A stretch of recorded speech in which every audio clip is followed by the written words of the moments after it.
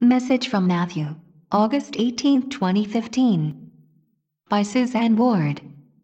With loving greetings from all souls at this station, this is Matthew. I thank all of you who wrote about this part of our last message. Insects also serve the purpose of souls whose lifetime energy consign them to the basest part of third density spirit realms. You will welcome knowing that insects cannot survive in the higher vibratory levels where Earth is heading, and their place in the food chain no longer will be needed. I should have said those before the words insects in both statements to make clear that the information pertained only to insects in the reader's question about the purpose of roaches, fleas, mosquitoes, etc., the kinds of insects that cause or spread disease or are just plain nuisances. So, dear ones, you can welcome knowing that honeybees will be with you as long as their valuable service is desired and honored, and other splendid little life forms that delight you, like butterflies, dragonflies, ladybugs, and lightning bugs, also will continue to grace your world with their beauty and uniqueness, as Earth moves into ever higher vibratory planes. Now then, there is a flurry of covert and overt activity around efforts to stabilize the global economy and weed out corruption in financial institutions, bring forth truths to expose long-time deceptions, stop funding to the Islam State and for the Illuminati's Black Ops events, and curtail industrial pollution and other environmental destruction. This growing spirit of international cooperation is a notable milestone in the transformation of your world.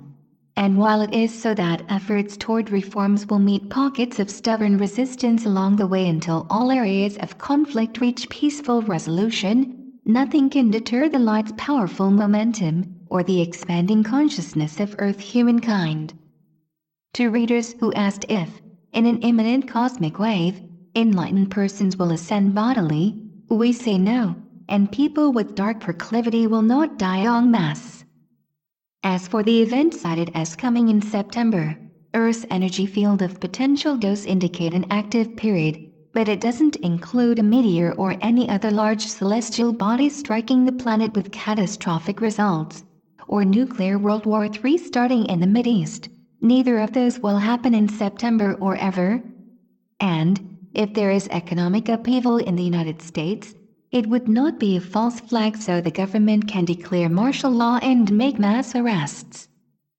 That this bankrupt country has been kept afloat by the Illuminati's self-serving Federal Reserve System for the past several years eventually has to surface and stop, and procedures are in place to minimize financial inconvenience to the citizenry. We see nothing at all suspicious about Pope Francis' choice of arrival date in the United States, and absolutely he acts from purity of heart. Speculation that he secretly is working with the Illuminati is malicious disinformation, very likely disseminated by them to blur the truth that he is uprooting their centuries of entrenchment in the Vatican. According to our colleagues in Nirvana, the overangel of lion souls was with Cecil to ease his suffering during the hours he was wounded, and after he transitioned he learned of the outpouring of anger about his death. No, he didn't have a karmic agreement with Walter Palmer. However, trophy hunters do incur karmic lessons, and the manner of Cecil's death greatly raised awareness of the collective responsibility to protect and respect all of Earth's animal life. That incident also intensified the spotlight on the very same responsibility regarding the lives of all Earth's humankind. Many of you have requested our comments about political situations in your native countries.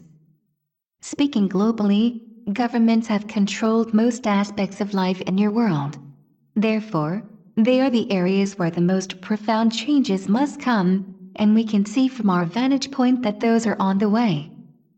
But sweeping clean national governments in tyrannical regimes is not easy or quick, and the turmoil you are seeing, if we may twist your phrase, is the storm before the calm. As for our perspective of the political scene in the United States, as revelations emerge between now and Election Day, you shall see why all the media chatter about which of the many candidates will become president is such a pitiful waste of energy. Numerous questions and comments about the soul show the need for clarity about a topic that is much more important than politics for you to understand. We are happy to offer this, and the following comment from a reader is a good place to start. Learning karmic lessons in one lifetime after another doesn't make being an eternal soul the least bit appealing. We assure you, being an eternal soul is not an endless series of up and down karmic experiences. You advance to a level of spiritual and conscious awareness wherein karma no longer is needed, and, as the multi-dimensional beings you are, you will continue evolving and remembering your beginnings in the pure love light of Creator. When you attain remembrance in fullness, and that is the goal of every soul, you will return to Creator. Until then, and the time differs as much as each soul differs from every other, you will have wondrous lifetimes as progressively higher souls in worlds where joy, love and beauty are beyond your imagining. The various non-religious references to God are confusing. Is God a supreme being soul, prime creator, creator's source, or highest angel? God is a soul.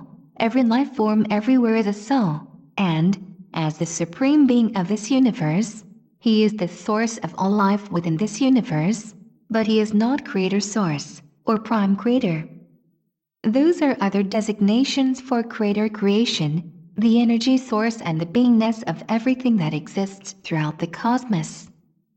Only for ease of speaking do we say simply creator. Nor is God of the angelic realm, but he is one of their manifestations, the first souls with life form potential. They were the androgynous gods and goddesses who had the option to remain as pure light or take on a form. Of those who chose to be light, Creator selected some to co-create the universes and rule over them. You call the God chosen by Creator to co-create this universe and be its supreme being by different names, including God. Eventually, some of the gods and goddesses who wanted to embody lived for a time on Earth. They could manifest whatever physical appearance they wished, which is why some figures with quite unusual features are in drawings and artifacts of ancient civilizations. I don't understand how souls living in a spirit world can create new people or personages. Is it because they have different ingredients in their soul makeup than people and personages do? We understand that the terms soul, personage and person, which are used interchangeably, can muddy the waters, so to say. Although we tend to say personage when speaking about a soul manifesting a being in person during that being's physical lifetime, the two words mean the same: an individual's thoughts, feelings, self-image, characteristics, behavior, talents, skills, ideas, dreams, beliefs, achievements, failures, relationships, and all other experiences throughout the lifetime. Soul is who you are, an independent, unique, divine being and inseparable part of the supreme being of this universe and of creator creation. You are not a person who has a soul. You are a soul having personal experiences in a body. Whether in a spirit or a physical world, soul's makeup is identical, creator's love light energy. However, you could say that the soul's makeup has ingredients with reference to the innate qualities it imparts to its personage: conscience, inspiration, instinct, unlimited capacity to love, spiritual strength, manifesting ability, and sense of honor, radiant goodness, and interconnectedness with God and nature. Where the person and the soul may differ considerably is whether the person chooses to act upon those qualities or ignore them, or how it uses Creator's gift of free will. Let us use Nirvana's higher layer as an example of how souls in a spirit world use Creator's energy to produce what they desire. One person can manifest localized weather, clothing, furniture, and flowers, for instance, producing more complex objects like homes, museums, cars, and boats requires more participants. Some visualize parts of the interior in tandem with those who visualize exterior parts. When a soul desires experiences that can happen only in a physical world, that soul manifests a being using Creator's energy, the makeup of the new soul, and endows this new being, person or personage, with the aforementioned innate qualities along with all the attributes that will enable the kind of life the manifestor's soul has chosen. This includes a pre-birth agreement with the two souls who will become the parents and provide the manifestor's choices such as genetic and cultural heritage, geographic location and economic status, and with all other souls who will share the person's lifetime. Matthew has said, the aim of the dark forces is to capture souls. What happens to the many good people who may have been grappling with possession by these dark energies for years, and become so debilitated, they give up the struggle? Is that a win for the dark forces? What happens to that person's soul?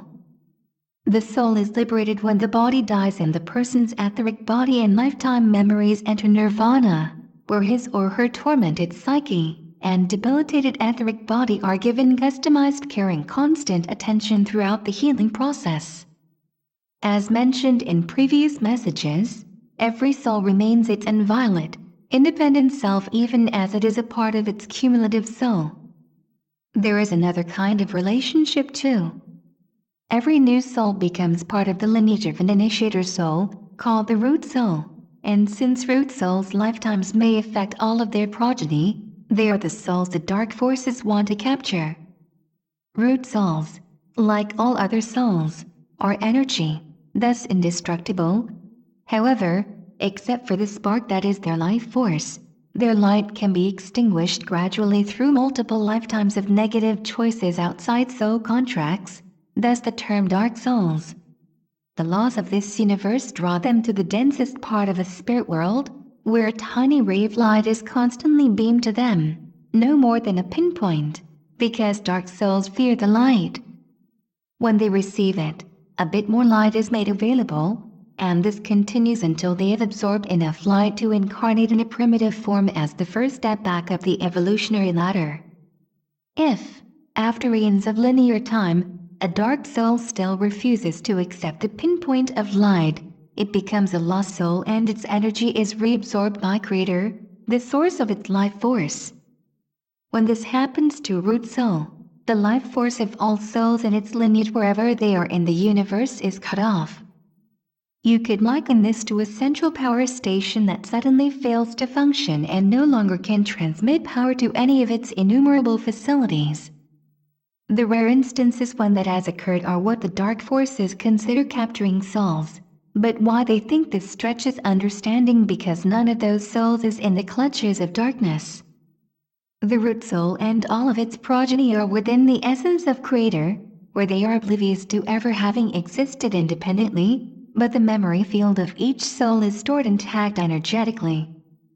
Extraordinary happenings during this unprecedented time in the universe include the highest universal council's granting of dispensation petitions submitted on behalf of lost and nearly lost souls. Angels and soulmates volunteer to assist those souls, quickly gain enough intelligence and reasoning ability to understand the depths of darkness into which they had fallen, and make enlightened choices henceforth. And this soul-saving mission includes restoring memory fields to all lineage of the lost root souls. What is the relationship between the soul and the mind? Is intelligence part of the soul or the body? The capacity to know everything that exists throughout all of creation is within the soul. When the soul taps into this repository of all consciousness, it reports what it sees to the brain, which is a personal computer that processes data for the mind to assimilate and tell the person what the soul wants it to know. Those messages may come as images, words, sensations, or a combination of impressions. Intelligence, the brain's ability to learn and the mind's ability to comprehend and appropriately apply information, is in accordance with what the soul wants to experience during the physical lifetime. Is it true that every soul has its own frequency? Yes. It is a soul's unique frequency signature that enables each to be tracked wherever it is in this universe. The soul transition team and people in a spirit world know when a person dear to them is entering spirit life, and families and pets to be reunited. Reunions can take place anywhere in this universe where the energy is compatible with the soul's energy. Your concept of distance doesn't exist in the continuum. Do you know when our civilization will be able to live for several hundred years, like souls in more evolved civilizations? No, we don't, but we can say that it comes individually, not to an entire population in one fell swoop. People in more evolved civilizations can live for 1,000 of your years, or even millions because their DNA isn't programmed for aging or disease. But the rhythmic contraction and expansion of the universe is inextricably connected with evolution, and at some point a soul masters all learning offered in a particular environment. When a soul reaches that point, it may dematerialize its body and manifest one that fits into its choice of new civilization, or it may want to spend time in a spirit world before joining a civilization that offers grander learning experiences. And some souls, like many of you, volunteer to briefly backtrack, in a manner of speaking, to a sister fledgling civilization or one that is enshrouded in darkness, and a lifetime of that kind of benevolence is a leap forward in evolution. Beloved family, several questions remain on my mother's list, but there is not enough space here to include them, so we shall address the rest in our next message. And now we bid you farewell in words only, as our unconditional love forever is with you. Love and peace. Suzanne Ward. Website, MatthewBooks.com. Translations available at MatthewMessages@blogspot.com.